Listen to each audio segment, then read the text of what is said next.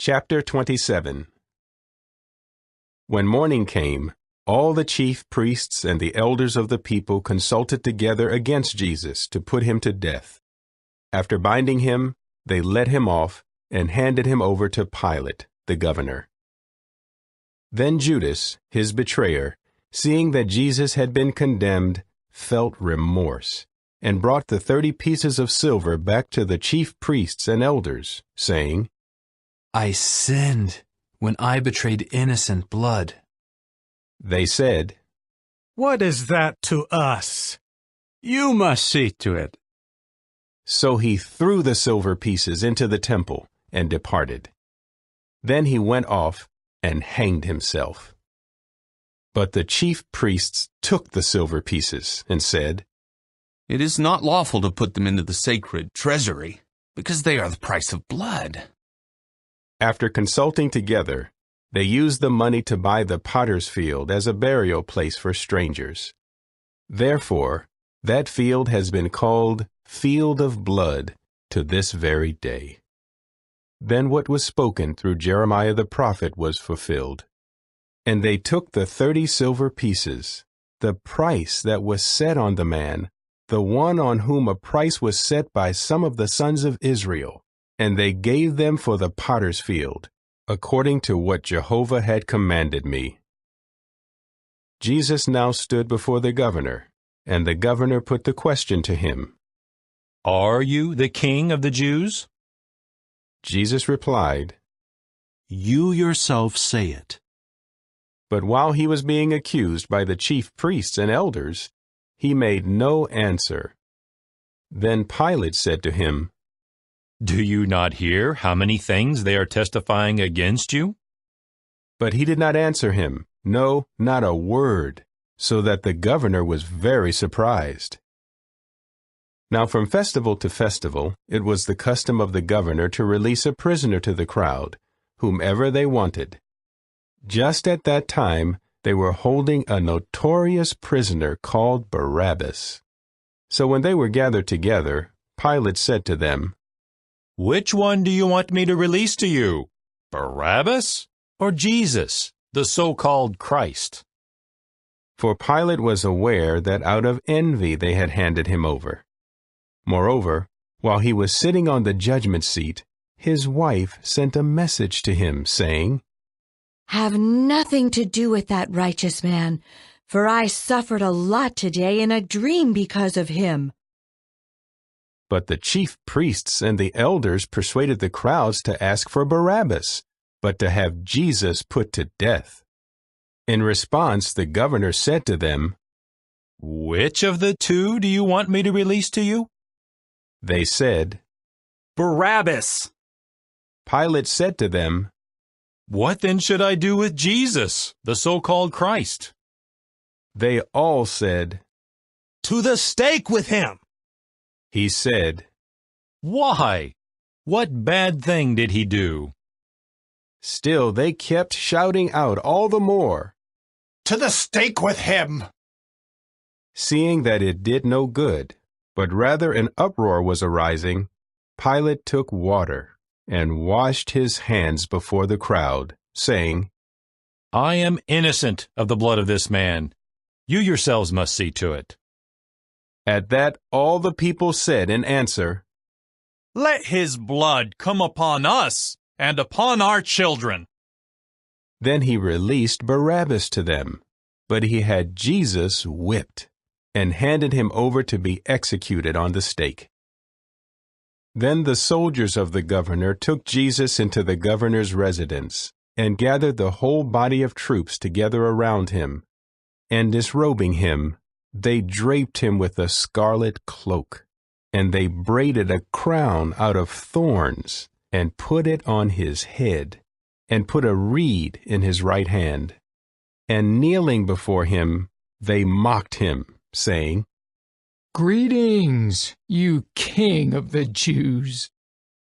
And they spat on him, and took the reed, and began hitting him on his head. Finally, after they had mocked him, they stripped him of the cloak, and put his outer garments on him, and led him off to be nailed to the stake. As they were going out, they found a man of Cyrene named Simon.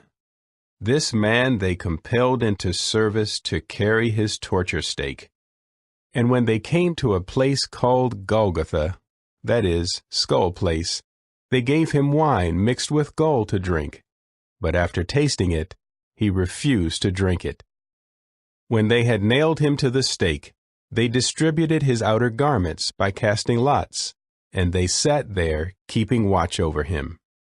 They also posted above his head the charge against him, in writing, "This is Jesus, the King of the Jews."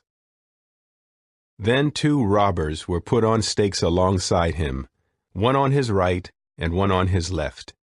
And those passing by spoke abusively of him, shaking their heads and saying, "You who would throw down the temple and build it in 3 days, save yourself. If you are a son of God, come down off the torture stake." In the same way also, the chief priests with the scribes and the elders began mocking him, saying, "Others he saved, himself he cannot save. He is King of Israel. Let him now come down off the torture stake, and we will believe in him." He has put his trust in God. Let him now rescue him if he wants him. For he said, I am God's son. In the same way, even the robbers who were on stakes alongside him were reproaching him. From the 6th hour on, a darkness fell over all the land until the 9th hour. About the 9th hour, Jesus called out with a loud voice, saying, "Eli, Eli, lama sabachthani?" That is, my God, why have you forsaken me?" At hearing this, some of those standing there began to say, "This man is calling Elijah." And immediately one of them ran and took a sponge, and soaked it in sour wine, and put it on a reed and gave it to him to drink. But the rest of them said, "Let him be. Let us see whether Elijah comes to save him." Again Jesus called out with a loud voice, and yielded up his spirit. And look, the curtain of the sanctuary was torn in two, from top to bottom, and the earth quaked, and the rocks were split, and the tombs were opened, and many bodies of the holy ones who had fallen asleep were raised up. And people coming out from among the tombs after his being raised up entered into the holy city, and they became visible to many people.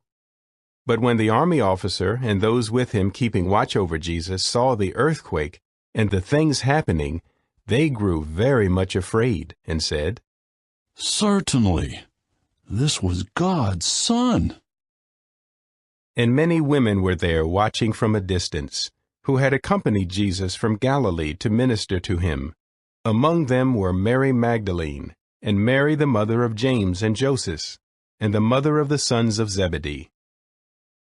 Now as it was late in the afternoon, a rich man of Arimathea came, named Joseph, who had also become a disciple of Jesus. This man approached Pilate and asked for the body of Jesus. Then Pilate commanded that it be given to him. Joseph took the body, wrapped it up in clean, fine linen, and laid it in his new tomb, which he had quarried in the rock. And after rolling a big stone to the entrance of the tomb, he left. But Mary Magdalene and the other Mary continued there, sitting before the grave.